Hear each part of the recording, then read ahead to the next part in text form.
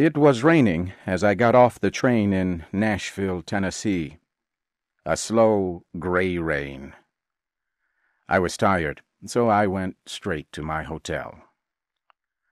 A big, heavy man was walking up and down in the hotel lobby. Something about the way he moved made me think of a hungry dog looking for a bone. He had a big, fat, red face and a sleepy expression in his eyes.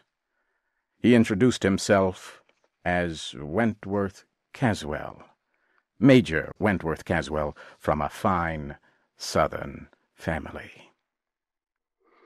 Caswell pulled me into the hotel's barroom and yelled for a waiter. We ordered drinks.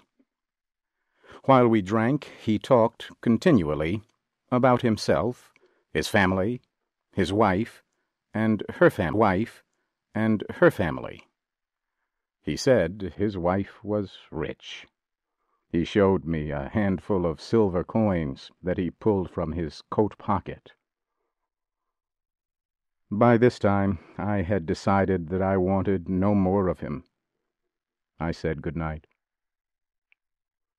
I went up to my room and looked out the window.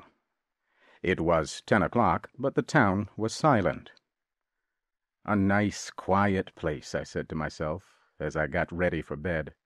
Just an ordinary, sleepy Southern town. I was born in the South myself, but I live in New York now. I write for a large magazine. My boss had asked me to go to Nashville. The magazine had received some stories and poems from a writer in Nashville named Azalea. The editor liked her work very much.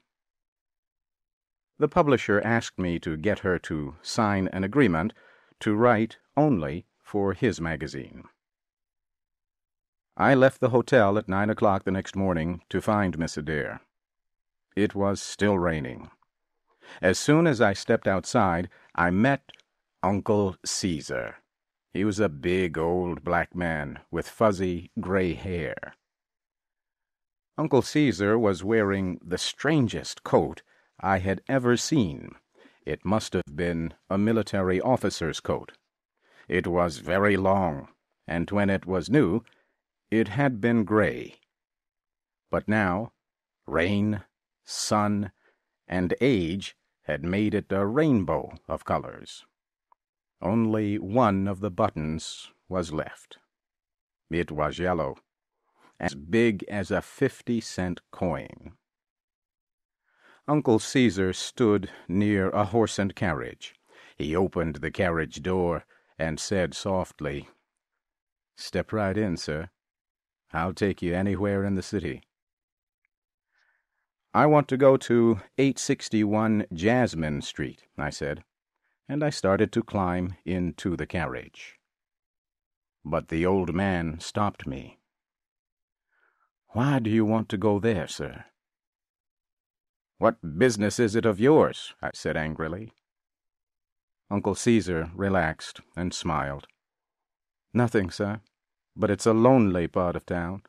Just step in and I'll take you there right away." 861 Jasmine Street had been a fine house once, but now it was old and dying. I got out of the carriage. "That will be $2, sir," Uncle Caesar said. I gave him 2 $1 bills. As I handed them to him, I noticed that one had been torn in half and fixed with a piece of blue paper. Also, the upper right-hand corner was missing. Azalea Adair herself opened the door when I knocked. She was about 50 years old. Her white hair was pulled back from her small, tired face. She wore a pale yellow dress. It was old, but very clean. Azalea Adair led me into her living room. A damaged table, 3 chairs, and an old red sofa were in the center of the floor. Azalea and I sat down at the table and began to talk. I told her about the magazine's offer. She told me about herself. She was from an old Southern family. Her father had been a judge. Azalea Adair told me she had never traveled or even attended school. Her parents taught her at home with private teachers. We finished our meeting. I promised to return with the agreement the next day, and rose to leave. At that moment, someone knocked at the back door. Azalea Adair whispered a soft apology and went to answer the caller. She came back a minute later with bright eyes and pink cheeks. She looked 10 years younger. "You must have a cup of tea before you go," she said. A little bell on the table, and a small black girl about 12 years old ran into the room. Azalea Adair opened a tiny old purse and took out a dollar bill.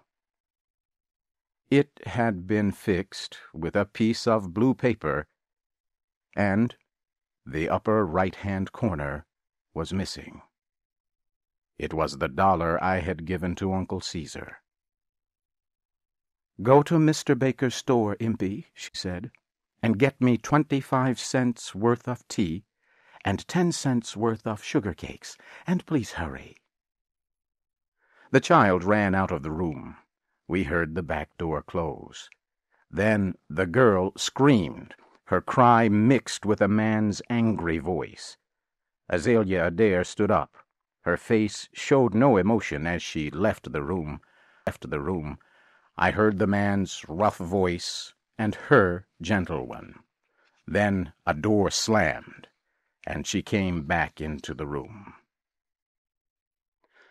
"I am sorry, but I won't be able to offer you any tea after all," she said. "It seems that Mr. Baker has no more tea. Perhaps he will find some for our visit tomorrow." We said goodbye. I went back to my hotel. Just before dinner, Major Wentworth Caswell found me. It was impossible to avoid him. He insisted on buying me a drink, and pulled 2 $1 bills from his pocket.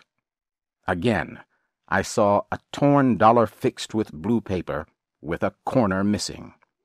It was the one I gave Uncle Caesar. How strange, I thought. I wondered how Caswell got it.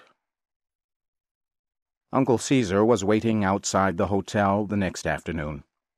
He took me to Miss Adair's house and agreed to wait there until we had finished our business. Azalea Adair did not look well. I explained the agreement to her. She signed it. Then, as she started to rise from the table, Azalea Adair fainted and fell to the floor. I picked her up and carried her to the old red sofa. I ran to the door and yelled to Uncle Caesar for help. He ran down the street. 5 minutes later, he was back with a doctor. The doctor examined Miss Adair and turned to the old black driver. "Uncle Caesar," he said, "my house and ask my wife for some milk and some eggs. Hurry." Then the doctor turned to me. "She does not get enough to eat," he said. "She has many friends who want to help her, but she is proud. Mrs. Caswell will accept help only from that old black man. He was once her family's slave." "Mrs. Caswell?" I said in surprise. "I thought she was Azalea Adair." "She was," the doctor answered, "until she married Wentworth Caswell 20 years ago. But he's a hopeless drunk. He takes even the small amount of money that Uncle Caesar gives her." After the doctor left, I heard Caesar's voice in the other room. Did he take all the money I gave you yesterday, Miss Azalea? Yes, Caesar, I heard her answer softly. He took both dollars. I went into the room and gave Azalea Adair $50. I told her it was from the magazine. Then Uncle Caesar drove me back to the hotel. A few hours later, I went out for a walk before dinner. A crowd of people was talking excitedly in front of a store. I pushed my way into the store. Major Caswell was lying on the floor. He was dead. Someone had found his body on the street. He had been killed in a fight. In fact, his hands were still closed into tight fists. But as I stood near his body, Caswell's right hand opened. Something fell from it and rolled near my feet. I put my foot on it, then picked it up and put it in my pocket. People said they believed a thief had killed him.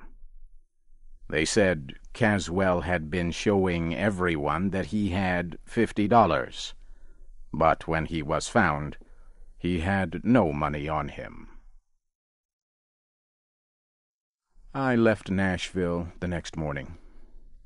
As the train crossed a river, I took out of my pocket the object that had dropped from Caswell's dead hand. I threw it into the river below. It was a button, a yellow button, the one from Uncle Caesar's coat.